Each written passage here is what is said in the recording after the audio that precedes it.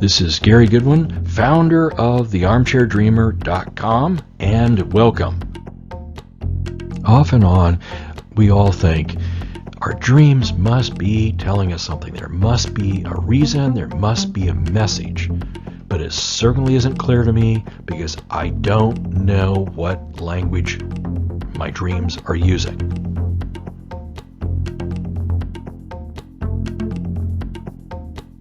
Just like we probably would do if we're working with any language, we would go in search of some sort of guidebook, some sort of printed material that would translate for us. This object means that, this place means that, and on down the list. And forever there have been dream dictionaries, both modern, not so modern, ancient, and very ancient. But while there are similarities, obviously, across all people, because we share so much, that one person's black cat sometimes is another person's black cat as far as meaning, but we have unique experiences too. Plus, many people break the mold in that a black cat isn't somebody else's black cat. They have a different sort of relationship to that idea or to an actual black cat. Dream dictionaries are not a good resource, or not good in the sense that they're not helpful. They're not going to be that valuable, and they're not going to maximize the amount of time that you have, optimize that time for dream study.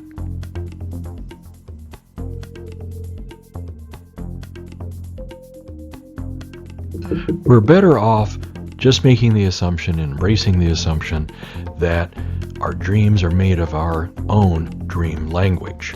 It's our associations, it's our life, it's our understandings, it's both conscious understandings as well as the poetry and the creativity of the vast unconscious that each of us has. That is where we're going to have to go, and that's where our language and our understanding of language is going to have to be done.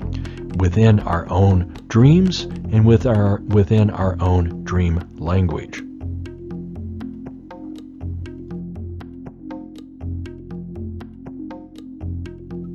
So say that I am learning a language. I sort of know, I recognize the sound, maybe I have a little bit of idea what is being said. If I knew the context, in other words, what a person's talking about, that changes things. It allows me to start to rule out certain things and rule other things in. Frequently when I'm out and about, just like anybody else, if I bump into somebody who does know English but has a heavier accent, sometimes the clarity is lost. Knowing the context, somehow or another, I don't know how this happens, but somehow or another, I can usually conclude what is being said. Even if I thoroughly do not understand what the person is saying to me, if I know the context and know the ritual, what's going on within that context, 99% of the time I can get it. I don't know how, but it helps to know the context. And knowing the context of your dream, the what of your dream, starts to open the door to figure out not only what a dream is about, but perhaps translate that to all your other dreams. It gives you clues to figure out a bunch of your other dreams. We can get a little bit of help about the context of what a dream is about from knowing the basic nature of dreams. A little bit of help. The obvious part of the context, although I don't think we think about it this way, we just assume that dreams are about anything because they're so creative. Well, they're about one thing. I would say 99% of dreams, I'd be open to information otherwise. Those dreams, our dreams, are about ourselves. It may involve, say, some distant world event, but I don't think we're going to be impartial to something that is, way out from us. using that as an example, we're going to have some sort of feelings or some motivations or some association to that world event. So we are not dreaming about everything in the universe. We're dreaming about those things that are within our universe. Small things, large things, things that we're aware of, and a lot that we're not aware of. They can be body conditions. They can be mental states. Those are the most abstract. Or they could be feelings, of course, or ideas. But dreams are limited, at least the context we can limit down to the vast universe that is us.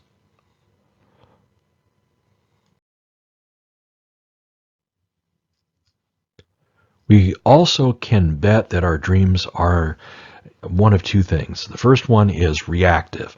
Reactive to something that is going on in our body or our mind at that very moment, or the preceding hours, the preceding day, or a few days.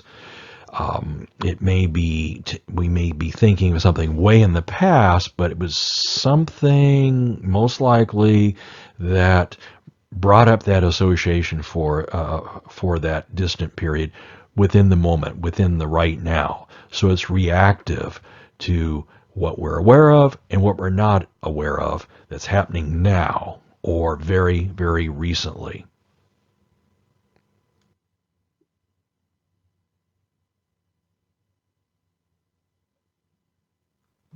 Not only is our dreaming mind looking in the rearview mirror and seeing what has happened, it is looking forward. It knows and it's anticipating frequently way ahead of us what's coming up and what is, if it's important to us or if it's unusual, it has value for us. If it's something that we want, if it's something that we want to avoid, it has value for us.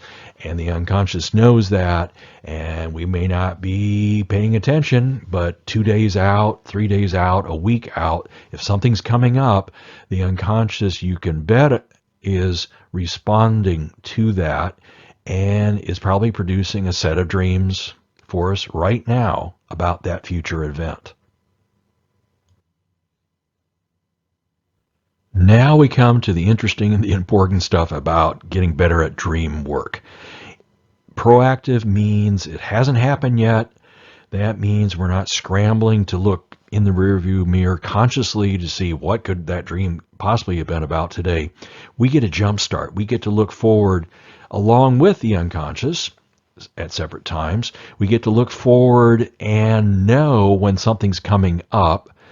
And that means we can start to capture dreams before the event, during the event, and after the event, knowing that our reactive mind is reacting and being proactive about the bet. My bet is it's going to be on that event. Some aspect of it, our feelings, discovery, what we're looking forward to, what we're not looking forward to.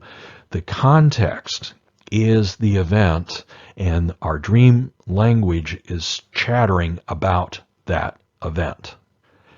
We are now in position. We've had a jump start. If we can pay attention, we're bound to pick up some of that chatter, and the odds are, again, it's related to the event. So we know something we didn't know before. Say, oh, that's what it sounds like. That's what the objects that the dream will be using, the feeling tone, the people, the places, those are the words. That's the language it uses around an event of this nature or the process of how do we handle events. But we've got something. But if I know that something special is going to be coming up 3 days from now or a week out, I can start to look at dreams preceding the event, during the event, and after the event. And the odds are extremely high. We're going to see the dreams being proactive. And being proactive, we know the context, so we get to watch the language unfold. How are the dreams reacting to this event? What sort of images, what sort of terms, what sort of feelings, what sort of experiences are being used by that dream to represent what it is thinking or feeling about the event. Okay, got that? If we know something is coming up in the very near future, we can start looking at things and get a jump on the dream. So you're probably thinking, well, what sort of events or which events? Well, they don't necessarily have to be huge. They could be a change of job, change of, in education, heading out on a trip, having a visitor come to town, having to, move down the street, something like that. Or it could be something smaller, a birthday party, getting a dog, all sorts of things, especially, as I said before, something unusual, something a bit out of the ordinary, but something you may not think much about, especially the smaller things. But clearly, if someone was observing you, say, well, that's unusual, or that is an event. It's something that should be standing out in your reactive and proactive unconscious. What you have to do to start to learn dream language from the events of your life is to do a little bit of homework, work a little bit before the events, during the events, and afterwards. And over time, keep at this. Keep looking for opportunities to learn from your events. And with each session or each time, you'll be getting better and better, and you'll be developing more of a dream dictionary of your own dream language. So here are the very few steps. Here's an obvious step, that is, look at your calendar. Figure out what's coming up, what's an opportunity to capture your dreams, what are some special events. Make a short list and keep track of that short list.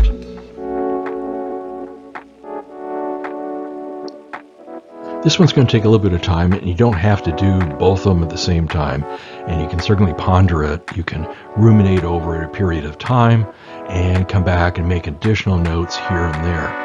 First one is, what about these events do you think are important to your unconscious? Is it because you haven't seen this person for a while, or perhaps this is something you don't want to do? What makes it special, especially for the deeper part of yourself? Why would that be activated? And the second part of this is harder yet, but I think it's important for us to stretch ourselves and think about and go through a sort of a pretend exercise, pretend that we do understand dream language, and make a list or write a couple paragraphs of how we think the dreams that time might represent how we're feeling or what's special about this event. And we're not limited to using logic. We can use sentences, we can use impressions, we can use associations that reminds us of someone else. We can use movies, we can use whatever we want, and that's what the dream is going to do. It's going to use whatever it wants of expressing and communicating something about what is happening in the event, and probably something we need to be aware of or we want to do or whatever. So this is your chance to be creative and imagine what your imagination is imagining. Dream work requires us to have the ability to be able to recall dreams. Some people have a very high ability in that they can remember every dream they have, or almost every dream they have every night, the next morning. That's ultimate sort of thing. It is great, but we don't need that much. We need to know when a dream is happening, to be able to switch over to some form of memory enough to either we get up and write it down in the moment, or most of us will hang on to as best as we can the details of a dream or of a fragment until the following morning. Then it's more convenient to write it down. But we need to have this. Dream recall is a dream memory process. How it works, no one knows, but it can be cultivated, it can be improved with practice. And if you go to armchairdreamer.com, you're going to find a free PDF download going through all the steps and the reasons how it works or why it works and why we need it. I just mentioned this in the previous step about dream recall, that is recording it or capturing the dream. And if we do this for 1, 2, or 3 nights preceding the event, plus the night of the event, plus 1, 2, or 3 days afterwards, we're going to have a very good dream record. Even if they're fragments, even if there's just an image, if we can record several things, it's going to give us a lot of material to work with as we look at our own dream language. Again, about recording, you will find information in the booklet, the PDF download, which is free, at armchairdreamer.com. Okay, the event is over, the dust is settled or settling. This is the time to pull out the material, and it's probably a better idea to pull it out soon after the event rather than a month later, because additional detail from the dreams and about the event are going to come up to you if you do this fairly close to the event time.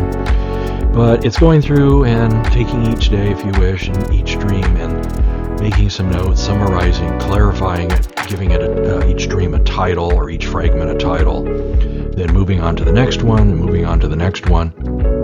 And then, again, all this doesn't have to be done at the same time.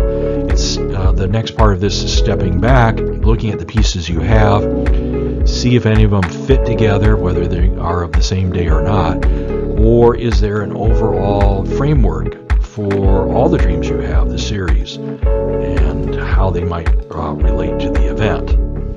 So it's a little bit of detective work, it's a lot of poetry, it's a lot of being introspective, and it's also experimentation and play, because what you're taking on, dream language, is not easy for anyone, regardless what they may say.